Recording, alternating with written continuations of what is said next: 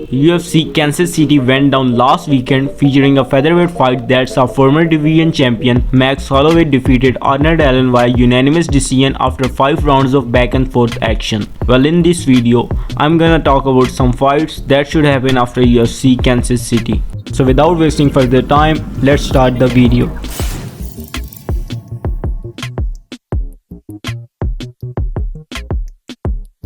I may be in the minority, but I don't necessarily think that Max Holloway should get the next shot at the title. After all, prior to defeating Allen last weekend, he was coming off his third loss to current champion Alexander Volkanovski. Then there's only one fight that I would love for Max Holloway next, and that would be against Korean Zombie. Korean Zombie has not competed since losing to Volkanovski over a year ago. Holloway revealed that he would not mind facing the Korean Zombie during his post-fight presser. Korean Zombie has also said that he is willing to fight Max Holloway for his retirement fight, so that fight has instant classic written all over it. Allen has finally tasted defeat in the UFC, but at 29, his championship hopes are far from over. A match against two-time title challenger Brian Ortega makes perfect sense now. The winner is thrust back into the title picture while the loser is still an elite UFC featherweight. Furthermore, with Ortega's go for broke style against Allen's textbook movement and striking, we have a potentially thrilling matchup with huge blows and a dangerous submission attempts by Ortega.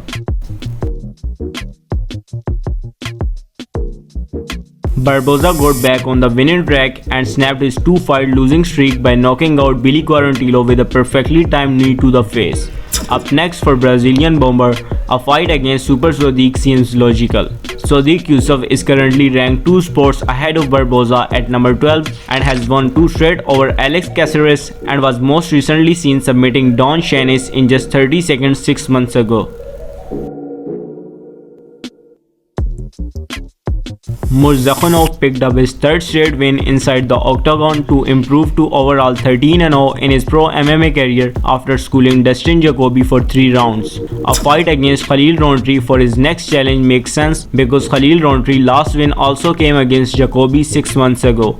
Rountree is riding a 3-fight win streak at the moment and is currently tied with Jacoby with number 13 spot, while Murzakhonov is at number 15 in the UFC rankings. If Murzakhonov beats Rountree as well, then he will get the top 10 opponent in his next fight for sure.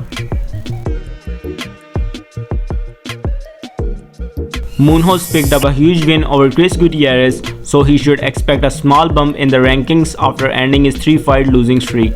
Up next for the scrappy 135-pounder, perhaps the fight against winner of Ricky Simon and Song Yadong makes sense. Yadong was last seen losing to Corey Sandhagen in September 2022. Yadong is currently sitting at number 8 while Munoz stands at number 9. As for Ricky Simon, he's sitting at number 10 in the division and riding a 5-fight win streak. Whoever wins the fight between Ricky Simon and Song Yadong, their next opponent should be Pedro Munoz.